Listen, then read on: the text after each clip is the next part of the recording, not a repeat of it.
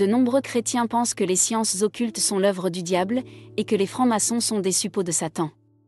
Lors de l'Inquisition, des milliers d'occultistes ont ainsi péri sur le bûcher, après avoir été accusés de sorcellerie lors de procès odieux. Aujourd'hui, l'Inquisition n'a plus cours, mais les mêmes idées sont toujours répandues. Elles sont véhiculées par des centaines d'ouvrages que l'on peut se procurer très facilement en allant dans les librairies chrétiennes spécialisées. De notre côté, notre principe de base est la tolérance et le respect de la pensée de l'autre. Nous avons donc le plus profond respect pour les chrétiens, de toutes les confessions, catholiques, protestants, évangéliques, témoins de Jéhovah, etc. Mais ne pensez-vous pas qu'il ne faut jamais condamner quelqu'un sans lui permettre de se défendre ?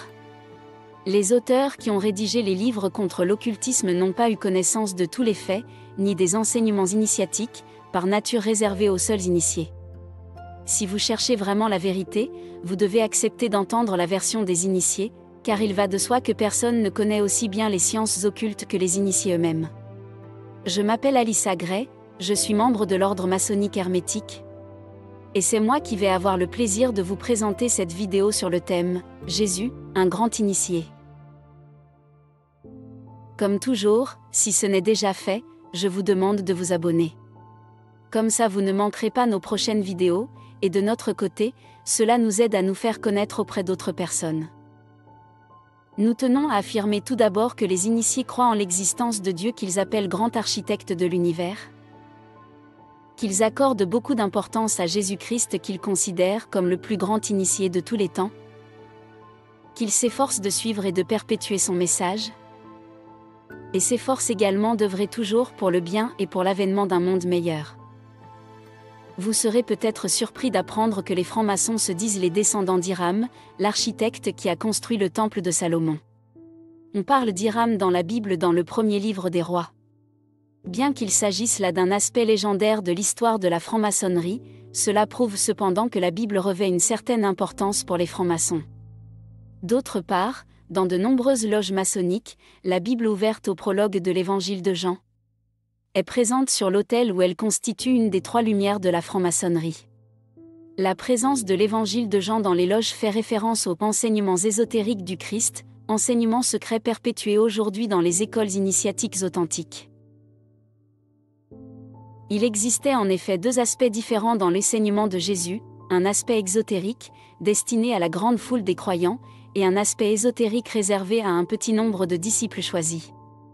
De nos jours, les églises n'offrent plus à leurs disciples la possibilité d'accéder à cet enseignement ésotérique. Pourtant, la Bible montre clairement que les disciples de Jésus recevaient un enseignement secret et réservé. C'est Jésus lui-même qui le dit.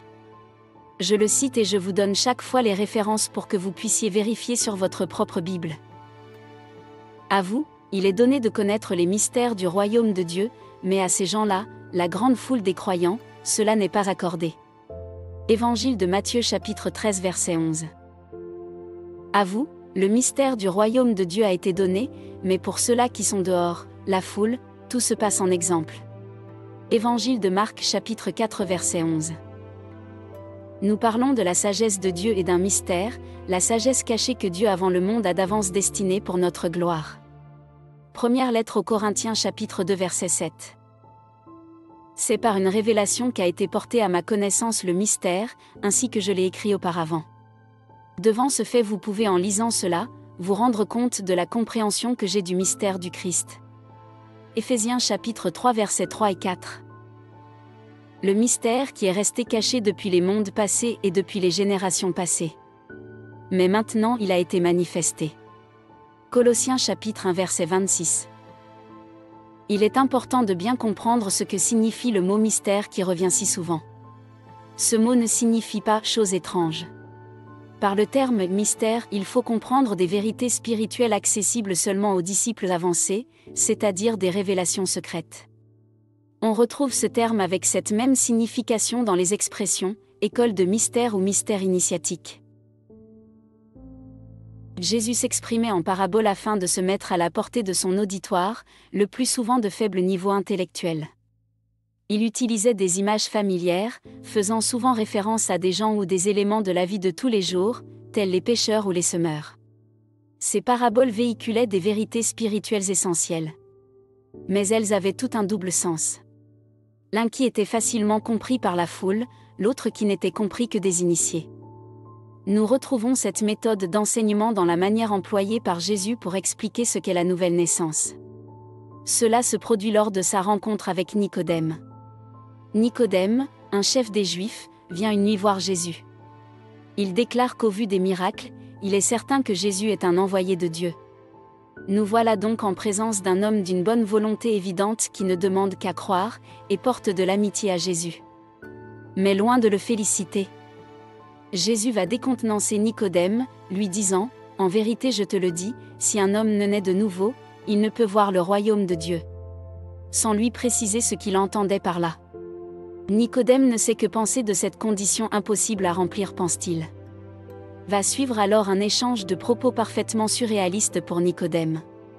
À sa demande d'une explication concernant cette nouvelle naissance, Jésus va répondre en parlant de l'eau et de l'esprit. Et Nicodème ne comprend toujours pas.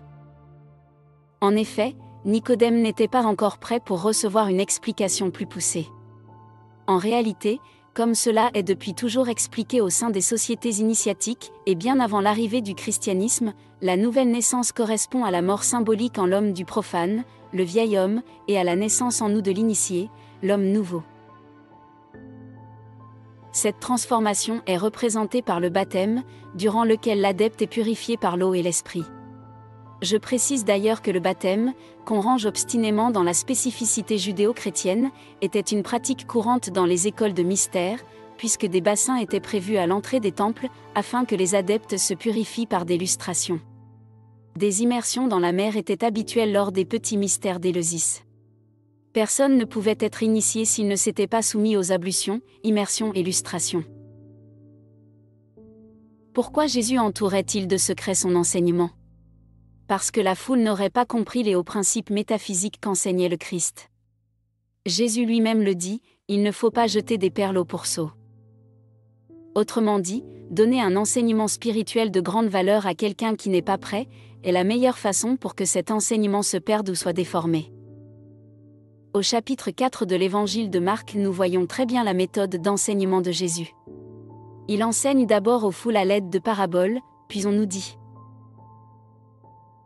Et lorsqu'il se trouva seul, ceux qui étaient autour de lui avec les 12, l'interrogeaient sur les paraboles.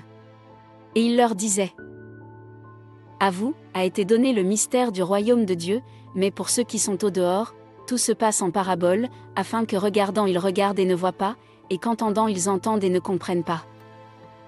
Nous remarquons dans les évangiles que c'est toujours lorsque la foule partait, que Jésus approfondissait son enseignement avec quelques disciples choisis. Cet enseignement secret était présent au sein de l'Église chrétienne primitive. Voilà pourquoi Basile le Grand, un des docteurs de l'Église, écrit dans son livre sur le Saint-Esprit. Nos saints-pères ont préservé dans un silence qui apaise l'anxiété et la curiosité, afin de sauvegarder par ce silence le caractère sacré du mystère. Les non-initiés n'ont pas la permission de percevoir les choses, leur signification ne doit pas être divulguée par écrit. L'évêque Synésius, qui a vécu de 370 à 413 de notre ère, est encore plus explicite, lorsqu'il écrit dans sa correspondance. Le peuple se moquera toujours des vérités simples. Il a besoin d'imposture. Un esprit ami de la sagesse et qui contemple la vérité sans voile, est contraint à la déguiser pour la faire accepter aux masses. La vérité devient funeste aux yeux trop faibles pour soutenir son éclat. Que peuvent avoir de commun la vile multitude et la sublime sagesse ? La vérité doit être cachée. Il ne faut donner aux foules qu'un enseignement proportionnel à leur intelligence bornée. Je laisse bien sûr à Synésius la responsabilité de son jugement sur les foules, mais pour le reste, il est vraiment très clair. Au-delà des symboles liturgiques et des paraboles de Jésus, il existe donc une connaissance ésotérique, donnant à la fois une compréhension plus élevée. À partir du IVe siècle, cette connaissance n'a plus été divulguée par l'Église catholique. On pense toutefois que les très hauts dignitaires de l'Église ont accès encore aujourd'hui à certains fragments de cette connaissance.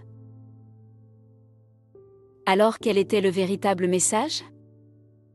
Dans le message ésotérique de Jésus, l'important n'est pas les attaques contre les marchands du temple, ou même les réserves sur la loi observée sans l'esprit. Le plus important réside dans l'annonce du royaume des cieux ouvert à tous, non seulement aux Juifs de la loi, mais aussi aux pécheurs et aux païens, ceux-ci étant même susceptibles d'y prendre la première place. Excepté dans l'évangile de Matthieu, Jésus commente très peu la loi. De même, il cite assez peu l'Ancien Testament et se réfère très peu à l'histoire d'Israël. Il ne parle pas non plus de l'alliance entre Dieu et le peuple juif. Et lorsqu'il utilise ce terme d'alliance lors de la dernière scène, c'est pour instaurer une nouvelle alliance. Jésus encourage chacun à prier dans le secret de son cœur et non uniquement dans le temple.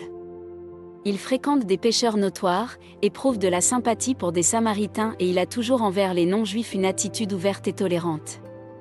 Un point essentiel de son message réside dans ses paroles: « Tu aimeras le Seigneur ton Dieu de tout cœur, de toute ton âme, de toute ta force. » C'est là le premier et le plus grand commandement. Le second commandement est basé lui aussi sur l'amour. Tu aimeras ton prochain comme toi-même. Dans l'évangile de Jean, ce commandement est une fois de plus répété: Je vous donne un commandement nouveau, aimez-vous les uns les autres. En réalité, ce commandement n'est pas vraiment nouveau. Jésus cite ici l'Ancien Testament. L'élément nouveau est qu'il n'y a pas d'autres commandements qui viennent se rajouter. L'amour se substitue à toutes les règles de la loi de Moïse. Il ne s'agit pas d'observer par obligation d'innombrables commandements. Le meilleur culte à rendre à Dieu consiste à aimer son prochain. Tel est le message de l'Évangile. Dans le Sermon sur la montagne, Jésus se place au-dessus de la loi, prenant chaque fois son contre-pied. Vous avez entendu qu'il a été dit, œil pour œil, dent pour dent. Cependant moi je vous dis, ne vous opposez pas à celui qui est méchant, mais s'il te gifle sur la joue droite, tourne vers lui l'autre joue. Vous avez entendu qu'il a été dit, tu dois aimer ton prochain et haïr ton ennemi. Cependant moi je vous dis, continuez à aimer vos ennemis et de prier pour ceux qui vous persécutent, afin de vous montrer fils de votre Père qui est dans les cieux, puisqu'il fait lever son soleil sur les méchants et sur les bons, et qu'il fait pleuvoir sur les justes et les injustes. Jésus a été perçu par les premiers chrétiens, non seulement comme un maître spirituel, mais comme le plus grand maître de tous les temps. Pour ces premiers croyants, Jésus incarnait une maîtrise et une compréhension du divin qui surpassaient celle de tous les autres guides spirituels. Les premiers chrétiens voyaient en lui un guide éclairé, un être qui avait atteint un niveau de réalisation spirituelle que aucun autre n'avait atteint. Cette perspective n'était pas une dévotion aveugle, mais une reconnaissance de l'autorité spirituelle et de l'illumination qu'il représentait. Cependant, cette perception de Jésus a subi une transformation radicale lors du concile de Nicée en 325 après Jésus-Christ. Ce concile, convoqué par l'empereur Constantin, avait pour but de résoudre les controverses théologiques qui divisaient l'Église naissante. Parmi les débats les plus cruciaux se trouvait la nature exacte de Jésus. Était-il simplement un maître spirituel parmi d'autres, bien que le plus grand, ou avait-il une nature divine plus profonde et unique ? Les décisions prises lors du concile de Nicée ont marqué un tournant décisif dans l'histoire du christianisme. Il a été établi que Jésus n'était pas seulement un maître spirituel, mais le Fils de Dieu et une personne de la Sainte Trinité. Cette doctrine de la Trinité, affirmant que Dieu existe en trois personnes distinctes mais consubstantielles, le Père, le Fils et le Saint-Esprit, est devenue un pilier central de la foi chrétienne.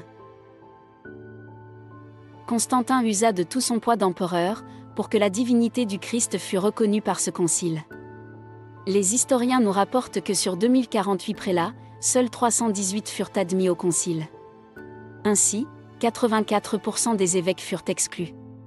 Ceux qui voulaient voter contre étaient menacés des pires ennuis, perte de leurs biens, bannissement, tandis que ceux qui désiraient voter pour se voyaient octroyer biens et privilèges. Constantin avait en réalité une arrière-pensée politique. Il souhaitait que plus tard son fils lui succède en tant qu'empereur. Il pensait que s'il arrivait à faire admettre que Jésus était aussi Dieu, et non pas seulement fils de Dieu, cela l'aiderait à faire passer l'idée dans l'esprit du peuple que son propre fils pouvait hériter du titre d'empereur. En conclusion, Jésus en tant que très grand initié et maître spirituel, a eu un impact profond sur le développement de la spiritualité humaine. Les premiers chrétiens le voyaient comme le plus grand guide de tous les temps, une perspective qui a évolué de manière significative avec les changements apportés dans la doctrine chrétienne au concile de Nicée. Cette évolution a réorienté la perception de Jésus vers une dimension divine. marquant ainsi une nouvelle ère dans l'histoire du christianisme et influençant profondément la théologie chrétienne jusqu'à nos jours. Sachez que si vous souhaitez en savoir plus sur l'ordre maçonnique hermétique, vous pouvez vous inscrire à notre newsletter et vous recevrez chaque semaine de nouveaux documents sur l'ésotérisme, la franc-maçonnerie et la métaphysique. Pour cela, cliquez sur l'enveloppe qui vient de s'afficher, ou utilisez le lien mis en description. C'était Alyssa Gray, depuis le siège central de l'ordre maçonnique hermétique.